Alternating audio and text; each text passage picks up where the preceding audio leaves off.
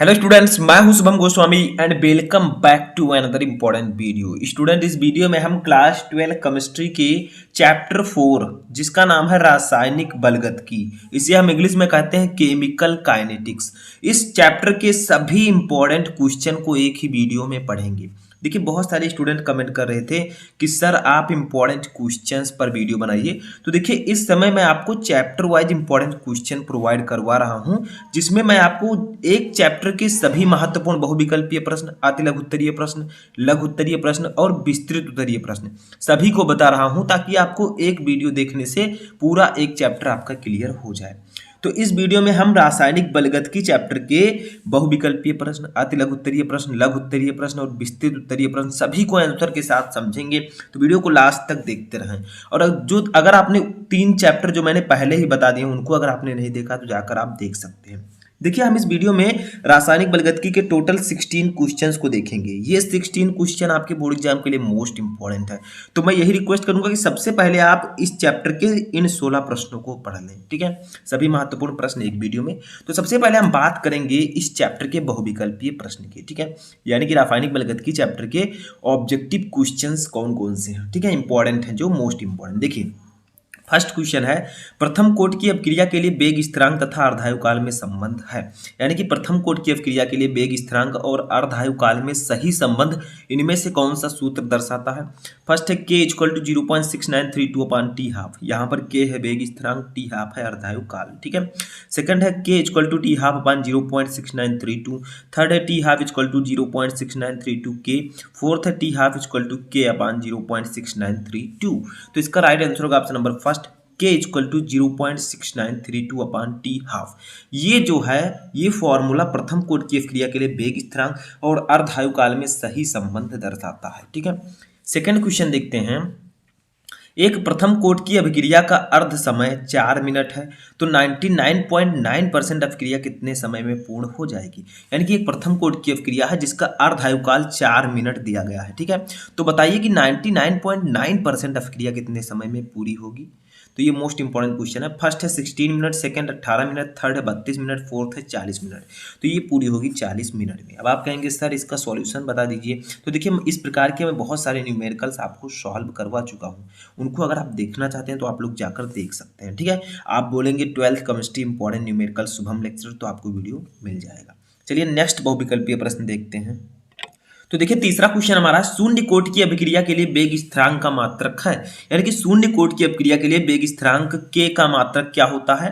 First है litre second inverse, second है litre mole inverse second inverse, third है mole litre inverse second inverse, fourth है mole second inverse. तो देखिए, शून्य कोट की अभिक्रिया के लिए वेग स्थिरांक का मात्रक होता है mole litre inverse second inverse. तो ऑप्शन नंबर थर्ड आपका सही होगा। ठीक है, तीसरा ऑप्शन। नेक्स्ट क्वेश्चन हमारा है, प्रथम कोट की अभिक्रिया को के 90% पूर्ण होने में लगने वाला समय लगभग होता है। यानी कि प्रथम कोट की अभिक्रिया के 90% पूर्ण होने में लगभग कितना समय लगता है, यानी कि अर्धायु काल का कितना गुना। तो फर्स्ट है अर्धायु काल का 2.2 गुना, थर्ड है अर्धायु का 4.4 गुना, थर्ड है अर्धायु का 3.3 गुना और फोर्थ है अर्धायु का 1.1 गुना। तो देखिए, प्रथम कोट की अभिक्रिया के 90% पूर्ण होने में लगभग अर्धायु काल का 3.3 गुना समय लगता है। थर्ड वाला ऑप्शन सही होगा। नेक्स्ट क्वेश्चन हमारा है, प्रथम कोट की अभिक्रिया के लिए वेग स्थिरांक की इकाई है। देखिए, अभी मैंने आपको ऊपर शून्य कोट की अभिक्रिया के लिए वेग स्थिरांक का मात्रक बताया मोल लीटर इनवर्स सेकेंड इनवर्स। अब यहाँ पर प्रथम कोट की अभिक्रिया के लिए वेग स्थिरांक का मात्रक क्या होगा। फर्स्ट है mole litre inverse second inverse, second है सेकेंड इनवर्स, थर्ड है mole inverse litre second inverse, fourth है mole inverse litre inverse second. तो देखिए, प्रथम कोट की अभिक्रिया के लिए वेग स्थिरांक का मात्रक होता है सेकेंड इनवर्स। तो आपका ऑप्शन नंबर सेकेंड सही होगा। नेक्स्ट क्वेश्चन हमारा है, वेग स्थिरांक ताप बढ़ाने पर, यानी कि अगर आप टेम्परेचर बढ़ाते हैं तो वेग स्थिरांक पर क्या परिवर्तन होगा। फर्स्ट है बढ़ेगा, सेकंड है घटेगा, थर्ड है अपरिवर्तित रहेगा, फोर्थ है इनमें से कोई नहीं। तो देखिए, वेग स्थिरांक ताप बढ़ाने पर बढ़ेगा। ठीक है, अगर आप टेम्परेचर बढ़ाते हैं तो वेग स्थिरांक बढ़ता है अभिक्रिया का। ठीक है, नेक्स्ट क्वेश्चन देखते हैं। अब देखिए यहाँ पर आ गया जो नेक्स्ट क्वेश्चन वो हमारा अतिलघु उत्तरीय प्रश्न का होगा। ठीक है, 6 बहुविकल्पीय प्रश्न हमने देखे। अब हम देखेंगे कि इस चैप्टर में कौन कौन से अतिलघु उत्तरीय प्रश्न इंपॉर्टेंट हैं जिनको जानना बहुत ही जरूरी है। ठीक है, हो सकता है आपको इनमें से कुछ क्वेश्चंस पता हो, लेकिन तब भी आपको अच्छे से लास्ट तक देखना है। ठीक है, लास्ट में बताना है कि कितने क्वेश्चन आपको पहले से पता थे।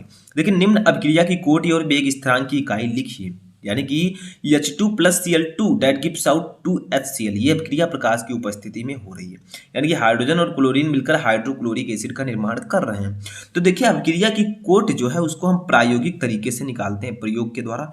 तो प्रयोग में ये पाया गया है कि जो H2 है और Cl2 है, इसकी सांद्रता, ठीक है, इसकी सांद्रता इसके वेग स्थिरांक पर निर्भर नहीं करता। यानी कि H2 और Cl2 की जो सांद्रता है वो वेग स्थिरांक पर निर्भर नहीं करता है, या हम कहना चाहें इसका वेग अभिकारक के सांद्रता पर निर्भर नहीं करता। ठीक है, इसका वेग H2 और Cl2 के सांद्रता पर निर्भर नहीं करता। तो ये शून्य कोट की अभिक्रिया होगी। और एक रीजन और है, जो अभिक्रिया प्रकाश की उपस्थिति में हो रही है वो शून्य कोट की अभिक्रिया होगी। तो आप लिख सकते हैं ये शून्य कोट की अभिक्रिया है, ये है शून्य कोट की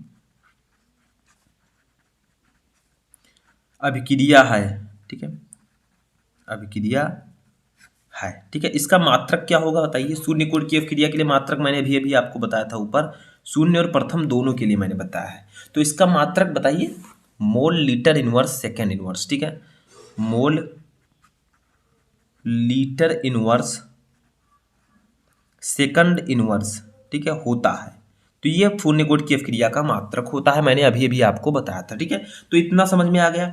जो भी अभिक्रिया प्रकाश की उपस्थिति में हो रही है वो शून्य कोट की अभिक्रिया होगी। ठीक है, क्योंकि इनमें अभिक्रिया का वेग अभिकारक की सांद्रता पर निर्भर नहीं करता है। यानी कि H2 और Cl2 पर वो निर्भर नहीं करता है, इसलिए यह शून्य कोट की अभिक्रिया होगी। नेक्स्ट क्वेश्चन हमारा है, प्रथम कोट की अभिक्रिया से आप क्या समझते हैं, उदाहरण द्वारा समझाइए। What is first order reaction, यानी कि प्रथम कोट की अभिक्रिया क्या होती है। तो समझिए, देखिए वह अभिक्रिया जिसका वेग केवल एक अभिकारक की सांद्रता के अनुक्रमानुपाती होता है प्रथम कोट की अभिक्रिया कहलाती है। यानी कि वह अभिक्रिया जिसका वेग केवल एक अभिकारक की सांद्रता के अनुक्रमानुपाती होता है प्रथम कोट की अभिक्रिया कहलाती है। देखिए अभिकारक, जो हमारे अभिकारक हैं अभिक्रिया में जो अभिकारक होता है, जैसे यहाँ पर देखिए, यहाँ पर H2 और Cl2 अभिकारक हैं, इन्हीं से हम वेग निकालते हैं और उसी के द्वारा हम ये समझ पाते हैं कि अभिक्रिया किस कोट की है।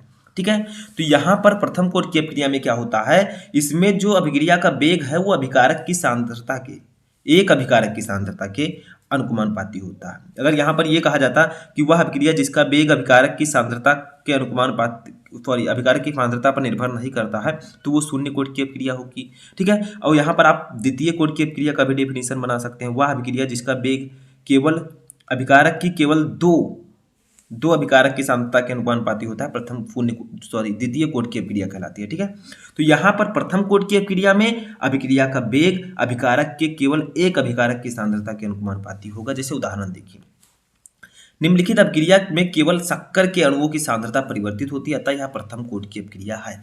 देखिए एक मैं एग्जाम्पल लेता हूँ यहाँ पर प्रथम कोट की अभिक्रिया का, C12H22O11, आप लोग एग्जाम्पल आगे लिख लीजिएगा उदाहरण, प्लस H2O।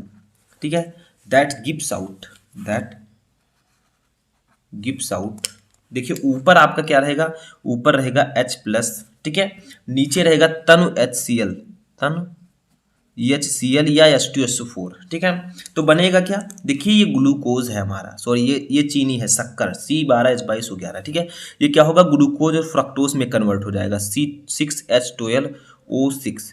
ठीक है, और फ्रक्टोज का भी फार्मूला होगा C6H12O6। ठीक है, ग्लूकोज और फ्रक्टोज का फार्मूला लगभग सेम होगा। ठीक है, तो ये दोनों में परिवर्तित हो जाएगा। अब आप लोग कहेंगे सर यहाँ पर अभिकारक दो हैं, एक चीनी है यानी कि शक्कर है और एक जल है, लेकिन यहाँ पर क्या होता है समझिए, यहाँ पर अभिक्रिया का वेग केवल शक्कर की सांद्रता पर निर्भर करता है, जल के नहीं। ठीक है, तो जल जो है ये सिर्फ इसमें मिक्स किया गया है, इसकी सांद्रता पर अभिक्रिया का वेग निर्भर नहीं करेगा। ठीक है, ये क्या है, ग्लूकोज है, मैं नाम लिख देता हूँ ग्लूकोज, ये क्या है, फ्रक्टोज। ठीक है, ये क्या है, फ्रक्टोज। तो यहाँ पर एक चीज समझिएगा कि निम्नलिखित अपक्रिया में केवल शक्कर के अणुओं की सांद्रता परिवर्तित होती है, इसमें केवल चीनी के अणु की सांद्रता परिवर्तित होती है, अतः यह प्रथम कोट की अपक्रिया होगी। और यहाँ पर चीनी के केवल एक मॉलिक्यूल को लिया गया है, ठीक है, इसीलिए ये प्रथम कोट की अपक्रिया होगी और H2O की सांद्रता पर ये निर्भर नहीं करता है, ठीक है। तो ये समझ में आया, आई होप कि आपको समझ में आ चुका होगा। तो यहाँ पर अगर इसका वेग निकाला जाए, ठीक है, अगर इसका वेग हम निकालें वेग समीकरण से, तो वेग इक्वल टू हो जाएगा आपका क्या, वेग इक्वल टू, आगे लिख दीजिए के, ठीक है, वेग स्थिरांक आगे लिख दीजिए के, और ब्रैकेट में आपका हो जाएगा C12 H22 O11, ठीक है, बस इसके ऊपर एक घात है, यानी कि ये प्रथम कोट की अपक्रिया है, ठीक है। और H2O जो है इसकी सांद्रता पर निर्भर नहीं करेगा, ठीक है, अपक्रिया का वेग। तो ये वेग हमारा इस प्रकार से निकलेगा, इसके घात 1 है, तो ये प्रथम कोट की अपक्रिया होगी, ठीक है। चलिए नेक्स्ट क्वेश्चन देखते हैं। तो देखिए नेक्स्ट क्वेश्चन जो हमारा है ये एक न्यूमेरिकल है, इसमें हमें वेग स्थिरांक निकालना है, एनसीईआरटी बुक का क्वेश्चन है। देखिए SO2Cl2 को अपनी प्रारंभिक मात्रा से आधी मात्रा में वियोजित होने में 60 मिनट का समय लगता है, यानी कि SO2Cl2 एक अभिकारक है, ठीक है, इसको अपनी प्रारंभिक मात्रा से आधी मात्रा में वियोजित होने में 60 मिनट लगता है, आधी का मतलब अर्धायुकाल हमें 60 मिनट दिया गया है। यदि विक्रिया प्रथम कोट की हो तो वेग स्थिरांक की गणना कीजिए। तो हमें अर्धायुकाल दिया गया है, जिसको हम लोग डिनोट करते हैं T½ से, ये हमें दिया गया है 60 मिनट, ठीक है, 60 मिनट, बस।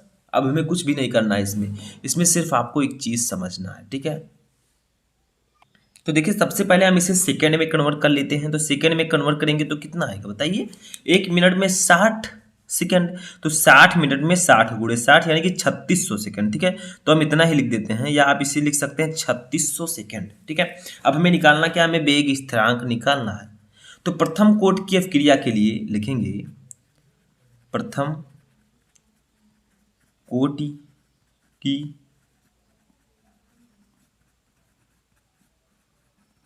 अभिक्रिया के लिए वेग स्थिरांक का फॉर्मूला होता है K = 0.693 अपान T½ अपान अर्धायुकाल, ये फॉर्मूला होता है, इसको याद रखिएगा, बस इसी पे रख देंगे। K = 0.6932 अपान T½ की वैल्यू मैंने बताया 60 गुणे 60 अर्धायुकाल का, ठीक है।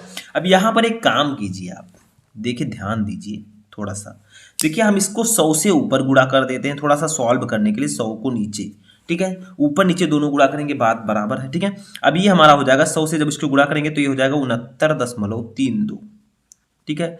नीचे कितना हो जाएगा, इसको हम क्या करेंगे 3600 लिख सकते हैं, 60 गुणे 60 को हम 3600 लिख सकते हैं, इंटू 100 को हम लिख सकते हैं 100 लिख दीजिए, ठीक है, सीधा सीधा। ऊपर हमने 100 से गुणा कर दिया, नीचे कर दिया, अब इतना हमारा आया। देखिए थोड़ा सा मैं ट्रिक बता रहा हूँ आपको सॉल्व करने का, ठीक है। अब देखिए आपका 69.32, इसको हम लिख सकते हैं 36 गुणे 10 के पावर 2, 10 की पावर 2, क्यों, क्योंकि 36 गुणे 100 यानी कि 3600, 100 को हम 10 की पावर 2 लिख सकते हैं, इसको भी हम लिख सकते हैं 100 को 10 की पावर 2। ये मैं थोड़ा सा आसान से सॉल्व करने के लिए कर रहा हूँ, ठीक है। अब देखिए ये हो जाएगा 69.32 अपान 36, ठीक है, इंटू 10 की पावर 2 और 2 जुड़ जाएंगे, 10 की पावर 4 हो जाएगा। अब यहाँ पर हमें सॉल्व करने में थोड़ी सी आसानी होगी, क्यों, क्योंकि देखिए अब हम क्या करेंगे, 69.32 को 36 से भाग दे देंगे तो कितना आएगा, कितना आएगा बताइए, ये आपका आ जाएगा 1.925, ठीक है। तो हम लिखेंगे 1.925 गुणे, ये नीचे 10 की पावर 4 है, प्लस में ऊपर चला जाएगा तो माइनस में हो जाएगा, तो 10 की पावर -4, इसका मात्रक होगा सेकंड इनवर्स। तो इस प्रकार से सॉल्व करेंगे तो थोड़ा आसानी रहेगा, ऊपर नीचे 100 से गुणा करके, नहीं तो आपको गुणा भाग ज़्यादा करना पड़ता, ठीक है। तो इतना समझ में आ गया, बस इतना ही हमारा आंसर आ जाएगा। आई होप कि आपको न्यूमेरिकल समझ में आ चुका होगा। चलिए नेक्स्ट क्वेश्चन देखते हैं, 10 नंबर। अब देखिए 10 नंबर हमारा क्वेश्चन है, एक अभिक्रिया का वेग K A के पावर 1/2 B के पावर 3/2 है, इस अभिक्रिया की कोटि बताइए। देखिए A हमारा एक अभिकारक है जिसके घात पर 1/2 लगा, B हमारा दूसरा अभिकारक है वही अभिकारक है जिसमें 3/2 ऊपर है। तो मैंने आपको बताया था कि अभिक्रिया की जो कोटि होती है वो अभिकारक की सांद्रता के घातों के योग के बराबर होती है। तो यहाँ पर जो घात है उसको जोड़ दीजिए, आप अभिक्रिया की कोट आसानी से निकाल लेंगे, ठीक है। तो यहाँ पर सबसे पहले हमें वेग दिया गया है, अभिक्रिया का वेग का वेग। ठीक है, कितना दिया गया है, ये हमें दिया गया है के ए के पावर 1/2 बी के पावर 3/2। ठीक है, ये हमें दिया गया है। अब क्या करेंगे, हम इसके घातों को जोड़ देंगे। ठीक है, मान लीजिए ये x है, ठीक है, ये y है, मान लीजिए ये x है, ये y है। ठीक है, तो हम क्या लिखेंगे यहाँ पर, मान लीजिए, चलिए डायरेक्टली हम जोड़ देते हैं, क्योंकि हमें वेग दिया गया है तो हम अभिक्रिया की कुल कोटि निकाल लेते हैं। ठीक है, x y मानने की जरूरत ही नहीं है, तो हम निकाल लेंगे अभिक्रिया की कुल कोटि, अभिक्रिया की कुल कोटि।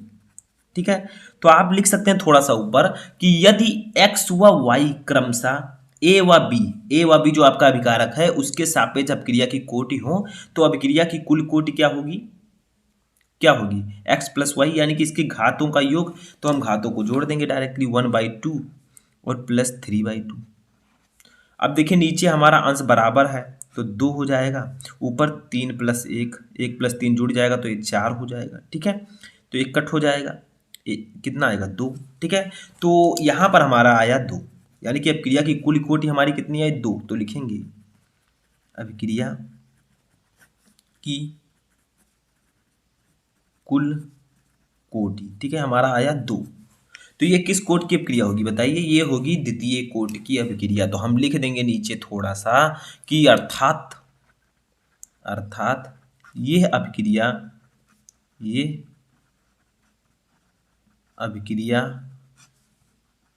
द्वितीय कोट की है, द्वितीय कोटि की है। ठीक है, तो ये जो अभिक्रिया होगी ये द्वितीय कोटि की अभिक्रिया होगी, क्योंकि जब हमने अभिकारक के घातों को जोड़ा तो 2 आया, ये अभिक्रिया द्वितीय कोटि की होगी। ठीक है, समझ में आ गया।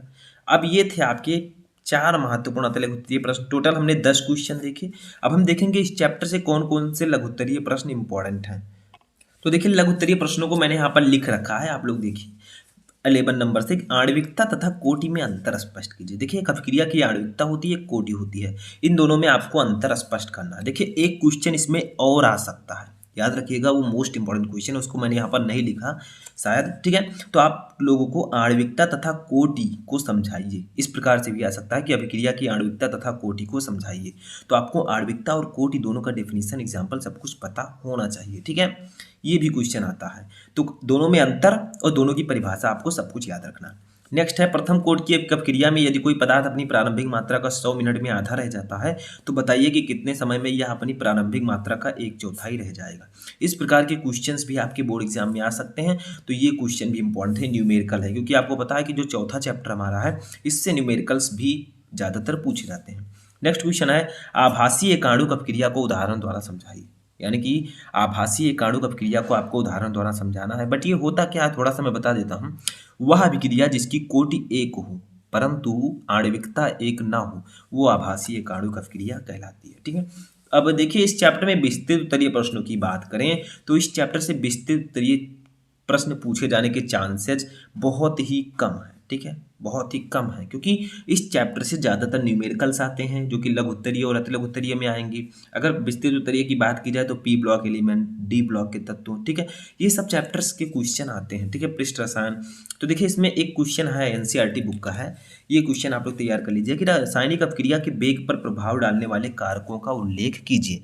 यानी कि रासायनिक अभिक्रिया के वेग पर कौन कौन से ऐसे कारक हैं जो प्रभाव डाल सकते हैं, जैसे सांद्रण हो गया, ताप हो गया, दाब हो गया, उत्प्रेरक का प्रभाव हो गया। ठीक है, अभिकारक की प्रकृति हो गया, तो ये सब इन पर प्रभाव डाल सकते हैं। तो ये थे आपके 14 मोस्ट इंपॉर्टेंट क्वेश्चन जो कि आपके चौथे चैप्टर से।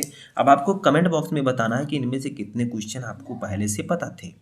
अब नेक्स्ट चैप्टर का वीडियो मैं जल्द ही लेकर आऊँगा, तब तक आप लोग अपनी तैयारी करते रहें।